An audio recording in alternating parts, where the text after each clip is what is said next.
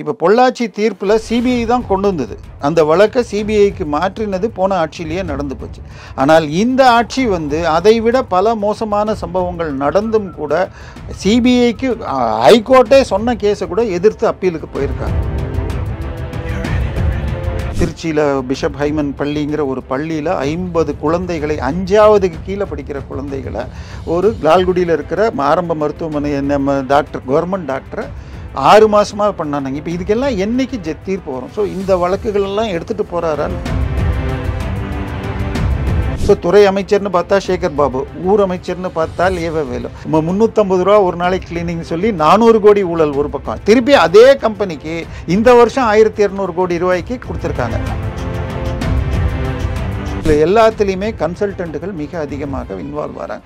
So யாரெல்லாம் consultant private லிமிடெட்னு போட்டிருக்காங்களோ அவங்களையெல்லாம் check பண்ணணுமாங்கிற ஒரு சந்தேகமே இப்போ இடிக்கு வந்திருக்கு.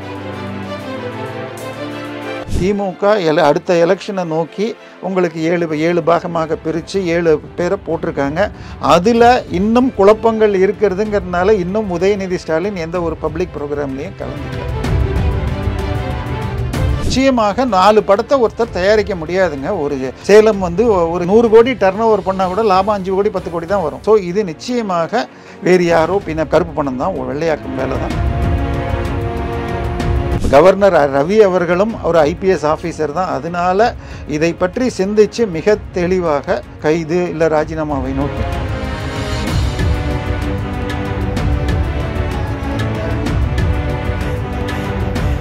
தற்பொழுது ஆளுநர் அவர்கள் டெல்லி போயிருக்கிறதா தகவல் வருது. 24ஆம் தேதி முதல்வர் அவர்கள் டெல்லி போறாங்க.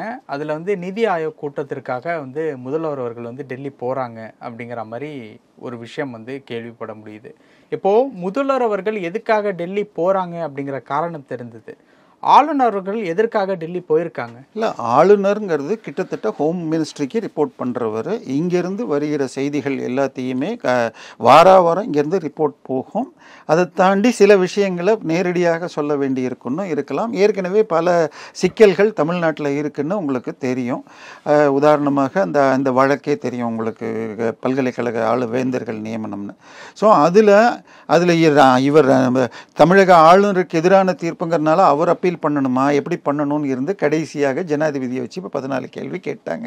அது நீங்களுமே பல பேசியிருப்பீங்க. ஸோ இப்போ அதை தாண்டி உதாரணமாக இந்த தீர்ப்பு, நம்ம பொள்ளாச்சி தீர்ப்பு, இப்போ பொள்ளாச்சி தீர்ப்பில் சிபிஐ தான் கொண்டு வந்தது. அந்த வழக்கை சிபிஐக்கு மாற்றினது போன ஆட்சியிலேயே நடந்து போச்சு. ஆனால் இந்த ஆட்சி அதைவிட பல மோசமான சம்பவங்கள் நடந்தும் கூட சிபிஐக்கு ஹைகோர்ட்டே சொன்ன கேஸை கூட எதிர்த்து அப்பீலுக்கு போயிருக்காங்க. சார், உதாரணமாக நம்ம திமுகவிற்கு மிக முக்கியமான தொண்டர்னு எடுத்துக்கிட்டால் கருக்கா வினோத் அப்படின்னா பேர் ஞாபகம் வருதா உங்களுக்கு? ஆளுநருடைய மாளிகையில் போய் பெட்ரோல் பாம் வீசினார்னாங்க. அவர் அதற்கு முன்னாடி டாஸ்மாக்கு இது அது இதுக்குன்னு சொன்னார். அதுக்கு பேர் அவருக்கு மகன் 10வது படிக்கிற மகன் கூட யாரும் கிடையாது. ஆனால் அவர் நீட்டுக்கு எதிர்த்தாப்புல அது இது பண்ணார்னாங்க. அதுக்கு முன்னாடி டாஸ்மாக் எதிராகன்னு சொல்லிட்டு பிஜேபியுடைய கமலாலயத்துக்கு போய் அவருடைய 2வது மனைவி நதியா என்று ஒருத்தி 17 பள்ளி மாணவிகளை +1 படிக்கிற பள்ளி மாணவிகளை விபச்சாரத்தில் தள்ளினார்னு கைது பண்ணாங்க. இப்போ அந்த வழக்கு என்ன ஆச்சு? 1.5 வருஷத்துக்கு மேலே ஆயிடுச்சு. சிபிஐக்கு அனுப்பலை. நீங்கள் என்ன பண்ணியிருக்கீங்க? கிருஷ்ணகிரி என்சிசி கேம்ப்பு, திருச்சியில் பிஷப் ஹைமன் பள்ளிங்கிற ஒரு பள்ளியில் 50 குழந்தைகளை 5ஆவதுக்கு கீழே படிக்கிற குழந்தைகளை ஒரு லால்குடியில் இருக்கிற ஆரம்ப மருத்துவமனை நம்ம கவர்மெண்ட் டாக்டரை 6 மாதமாக பண்ணாங்க. இப்போ இதுக்கெல்லாம் என்னைக்கு தீர்ப்பு வரும்? ஸோ இந்த வழக்குகளெல்லாம் எடுத்துகிட்டு போகிறாரான்னு தெரியாது. அதை தாண்டி நிதி நிலைமை தமிழ்நாட்டில் தினம் கடன் வாங்கிட்டு இருக்கமே தவிர எந்த திட்டங்களும் பெரிதாக நடக்கலை. எது கேட்டாலும் நிதி இல்லைன்னு வருது. கவர்மெண்ட் சர்வெண்ட் 12,000 அரசு ஆசிரியர்கள் ஸ்ட்ரைக்கில் இருந்திருக்காங்க, எங்களை பர்மனன்ட் பண்ணணும்னு சொல்லிட்டு. இப்போ இதில் பார்த்தீங்கன்னு சொன்னால் காலேஜஸில் லெக்சரர்ஸ் எல்லாம் கெஸ்ட் லெக்சரர்னு சொல்லிட்டு மாதம் 10,000 கூட சம்பளம் வாங்கல. பிஹெச்டி முடிச்சுட்டு அவங்க கஷ்டப்பட்டுட்டு இருக்காங்க. இப்படி இதை தாண்டி தமிழ்நாட்டில் இருக்கிற 34 அரசு மருத்துவக் கல்லூரிகளில் உங்களுக்கு டீச்சர்ஸுக்கு ஒழுங்காக அப்பாயிண்ட் பண்ணல, இல்லை அவங்களுக்கு இது வைக்கல, கைரேகை வச்சு தான் டெய்லி காலையில் சாயங்காலம் வந்துட்டு எத்தனை மணிக்கு வராங்கன்னு அது வைக்கலன்னு சொல்லி கொஸ்டினர் அனுப்பிச்சிருக்காங்க. இப்போ இத்தனை இது இந்த பக்கம்னு சொன்னால் அங்கேயாவது வந்து தம்ப்நெயில் வைக்கணும்னு சொல்லியிருக்காங்க. ஆனால் அண்ணா பல்கலைக்கழகத்தில் ஒரே ஆசிரியர் 32 காலேஜில் வேலை செய்கிறார். கிட்டத்தட்ட 200 பேர் 2500 போஸ்டிங்கை வச்சுட்டு இருக்காங்கன்னு போன வருஷம் வந்துச்சு. இப்போ அங்கே ஏன் இந்த தம்ப்நெயில் பயோ தம்ப்நெயில வைக்கிறது கொண்டு வரல? இதையெல்லாம் இவர் கொண்டு போகணும். ஏன்னா இன்னைக்கு வேந்தர் நியமனத்தை மாத்திரம் எடுத்துக்கிறாங்களே தவிர அங்கே இருக்கிற ஊழல்கள், அங்கே இருக்கிற பிரச்சனைகளை பார்க்கணும். நீங்கள் போய் கூகுளில் போய் மெட்ராஸ் யூனிவர்சிட்டின்னு சர்ச் பண்ணால் வருஷம் ஒரு அமௌண்ட்டை கொடுக்கணும் செலவுக்கு. அது கொடுக்காததுனால அது அரசு பல்கலைக்கழகங்கிற தகுதி இழந்து போய் அதனால ஐடி கட்டணும். அரசு அவங்க மொத்த செலவில் இந்த 60% கொடுத்தா தான் அது அரசு பல்கலைக்கழகம்னு எடுக்க முடியும். இவங்க அந்த அளவு கொடுக்காததுனால அது தனியார்னு எடுத்து ஐடி டிபார்ட்மெண்ட் அவங்களுக்கு நோட்டீஸ் அனுப்பியிருக்காங்க. கரண்ட் பில் கட்ட முடியல, இது கட்ட முடியலன்னு வருது. இந்த விஷயத்தை பொறுத்த வரைக்கும் இப்போ டெல்லி போயிருக்காருல ஆளுநர், அதுல ஏதாவது அமைச்சர்களுக்கு ஏதாவது சிக்கல் இருக்கா? ஸோ உங்களுக்கு பல அமைச்சர்கள் மீது வழக்கு நடந்துட்டு இருக்கு. போன வாரம் ஒரு வழக்கு சின்ன எடுத்துக்கிட்டா 2-3 வழக்கு. ஒரு வழக்கு பார்த்தீங்கன்னா சேகர் பாபு கீழே மெட்ராஸ் கார்பரேஷன் வரும். அதில் உங்களுக்கு அதுக்கு பேர் என்ன சொல்கிறது, சென்னையில் இருக்கிற கார்பரேஷன் சார்பாக மத்திய அரசின் திட்டம், அதாவது கழிவு நீர் அடைச்சிக்குதுன்னு சொல்லிக்கிட்டு அதை வந்து கையால் க்ளீன் பண்ணக்கூடாதுன்னு சொல்லிட்டு வண்டியில் கொடுத்து சக் பண்ணி க்ளீன் பண்ணுற மிஷின்ஸை வாங்கி கொடுக்கறது மத்திய அரசு 60% சப்சிடி கொடுக்குது. அந்த ஸ்கீமை இம்ப்ளிமெண்ட் பண்ணுறதுக்காக கடன் கொடுக்குற திட்டம் அம்பேத்கர் முதலீட்டாளர் அப்படின்னு சொல்லி போட்டுட்டு அது முழுக்க தமிழக காங்கிரஸின் தலைவர் செல்வ பெருந்தகையுடைய ஒரு கம்பெனி எடுத்துக்கிச்சு அப்படின்னு ஆதாரங்களோட ஊடகங்களில் வெளியில் வர ஆரம்பிச்சது. அண்ணாமலை அவர்கள் அதுக்கு கடன் கொடுத்ததும் கோஆபரேட்டிவ் பேங்க், அதாவது நேஷனலைஸ் பேங்க்குக்கு போகாமல். இதையெல்லாம் தமிழக அரசின் எம்எஸ்எம்இங்கிற அந்த குறுந்தொழில் நிறுவனம் செஞ்சுருக்கணும். அவங்க செய்யாமல் ஒரு தனியார் கூட்டமைப்பிட்ட கொடுத்துருக்காங்க. அவங்க இவரோட போய் சேர்ந்துக்கிட்டு நம்ம செல்வ பெருந்தையோடு சேர்ந்துட்டு நடந்திருக்கு. ஸோ இதை சிபிஐக்கு அனுப்ப வேண்டும் என்ற கோரிக்கையை ஒரு ஊடகவியலாளர் வச்சு அது அடுத்த 2 நாட்களில் அந்த தீர்ப்பு வரப்போகுது. போன வாரம் திருவண்ணாமலை கோயில் நமக்கெல்லாம் தெரியும், அண்ணாமலை நினைச்சாலே மோட்சம், சில கோயில்கள் போனால் தான் மோட்சம்னா திருவண்ணாமலை கோயிலுக்கு அறங்காவலர் குழுவை 2 வருஷத்துக்கு முன்னாடி நியமிச்சிருக்காங்க. அந்த தலைவர் அந்த கோயிலுக்கு சொந்தமான ஒரு சொத்தை 10 வருஷத்துக்கு முன்னாடி எடுத்துக்கிட்டு பல 1000 கோடி ரூபாய் சொத்தை, பல 20 கோடி சொத்துக்கு வெறும் 2000 ரூபா வருஷத்துக்கு வாடகை கொடுத்து அதில் பில்டிங் கட்டி அதில் கரண்ட் வாங்கி பல மோசடிகள் செஞ்சிட்டு இருக்கார் அப்படின்னு சொல்லி ஒரு வழக்கு பிஜேபியை சேர்ந்த சங்கர் என்பவர் போட ஹைகோர்ட்டில் அன்னைக்கு கேட்டிருக்காங்க ஜட்ஜு, நீங்கள் சொல்கிற ஆள் இன்றைக்கும் இருக்காரா? உடனே ஆமாம் இருக்காருன்னு ஒன்று ஹைகோர்ட் என்ன பண்ணுறாங்க, காலையில் ஃபோன் பண்ணி அங்கே இருக்கிற குற்றவியல் கோர்ட் நீதிபதியை ஒரு ஆள் அனுப்பிச்சு எனக்கு பார்த்துட்டு வாங்கன்னா இவங்க சொன்னது உண்மைன்னு ஆன உடனே அந்த குழு 5 பேர் கொண்ட குழுவும் அந்த அறங்காவலர் குழு தலைவரையும் டிஸ்மிஸ் பண்ணிட்டு இந்த நிமிடத்திலிருந்து இவர்கள் தொடர மாட்டார்கள். அந்த கேஸில் என்னன்னா அங்கே இருக்கிற கோயில் ஈஓ எல்லாம் இவங்களை ரெக்கமெண்ட் பண்ணல. ஆனால் திரு சேகர் பாபுவோ இல்லை வேறு யாரோ அந்த ஊர்னா வலுவாக இருக்கலாம், அவர்கள் அழுத்தத்தினால் ஹை கமிஷனர், அதாவது இதுடைய கமிஷனர், இந்த ஹெச்ஆர்என்சி கமிஷனர் அவரை நியமனம் செய்திருக்கிறார். உள்ளூர் இவங்களே ரெக்கமெண்ட் பண்ணாமல் பண்ணதுக்காக அவருக்கு 25,000 ரூபா ஃபைன் போட்டிருக்காங்க. ஸோ துறை அமைச்சர்னு பார்த்தா சேகர் பாபு, ஊர் அமைச்சர்னு பார்த்தால் வேலு.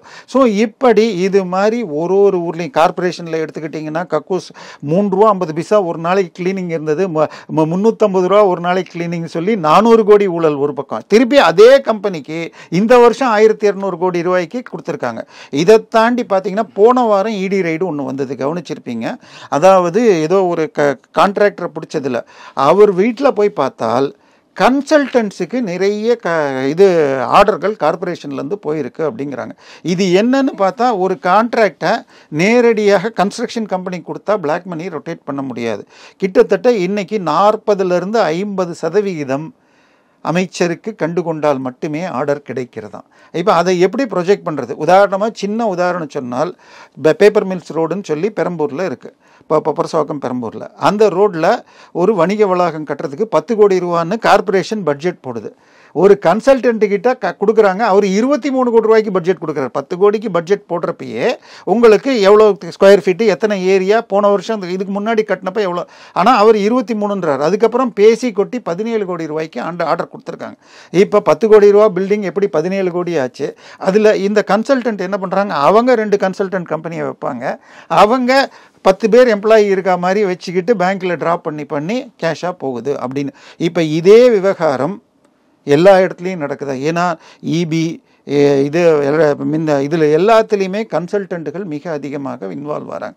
ஸோ யாரெல்லாம் கன்சல்டன்ட் ப்ரைவேட் லிமிடெட்னு போட்டிருக்காங்களோ அவங்களையெல்லாம் செக் பண்ணணுமாங்கிற ஒரு சந்தேகமே இப்போ இடிக்கு வந்திருக்கு. ஸோ இதனால் பல கிட்டத்தட்ட 15 அமைச்சர்கள் பேரில் ஏற்கனவே வழக்கு இருக்குது. இல்லாதவர்கள் எண்ணிக்கை தான் கஷ்டம். இதை தாண்டி திமுக அடுத்த எலெக்ஷனை நோக்கி உங்களுக்கு 7 பாகமாக பிரித்து 7 பேரை போட்டிருக்காங்க. அதில் இன்னும் குழப்பங்கள் இருக்கிறதுங்கிறதுனால இன்னும் உதயநிதி ஸ்டாலின் எந்த ஒரு பப்ளிக் ப்ரோக்ராம்லையும் கலந்துக்கல. ஸோ அங்கே உள்ளடி வேலை நடந்து கொண்டு இருக்கிறது. கோர்ட்டில் மாற்றி உங்களுக்கு திமுகவிற்கு கிடச்சிருக்கு. இதெல்லாம் நம்ம மீடியாவை வச்சுக்கிட்டு பெண் நிறுவனம் சொல்கிற விஷயத்தை தான் பேசுவோன்னு எல்லா சேனலும் நடக்கிறதுனால பெருவாரியான மக்களுக்கு தெரியலன்னு நினச்சிக்கிறாங்க. சரி, இப்போது அந்த ஆகாஷ் பாஸ்கர் வீட்டில் வந்து ரைடு போயிட்டு இருக்குல்ல, அதில் ஒரு விஷயம் வந்து அவரோட டிரைவரை வந்து அமலாக்கத்துறை விசாரணைக்காக அழைச்சிட்டு போயிட்டு இருக்கான். உதயநிதி அவர்கள் பற்றி பேசுறதுனால இந்த விஷயத்த சொல்கிறேன். இல்லை, இது எல்லாமே நாளைக்கு வந்ததுக்கப்புறம் நம்ம சொல்லலாம். நிச்சயமாக 4 படத்தை ஒருத்தர் தயாரிக்க முடியாதுங்க. ஒரு ஜுவல்லரின் இதுன்னு சொன்னால் சேலம் வந்து ஒரு 20 கோடி டர்ன் ஓவர், இல்லை 100 கோடி டர்ன் ஓவர் பண்ணால் கூட லாபம் 5 கோடி 10 கோடி தான் வரும். 600 கோடியை போட்டு படம் எடுக்க முடியாது. ஸோ இது நிச்சயமாக நேரடியாக அவருடைய பணமாக இருப்பதை விட கடன் வாங்கினேன்னு கணக்கு காட்டிட்டு வேறு யாரோ இது கருப்பு பணம் தான் வெள்ளையாக்கும் வேலை தான் நடக்குதுன்னு எடுத்துக்கலாம். எனவே இது எல்லாமே ஏன்னா சார் இன்னைக்கு பல விஷயங்கள் எடுத்துட்டு ஆனால் கோரிலேட் பண்ணி இப்போ அதை கோர்ட்டில் நிரூபிக்கணும். அங்கே தான் இன்றைக்கி இடி சிக்கிட்டு இருக்கு. மாற்றி ரெய்டு பண்ணாங்க.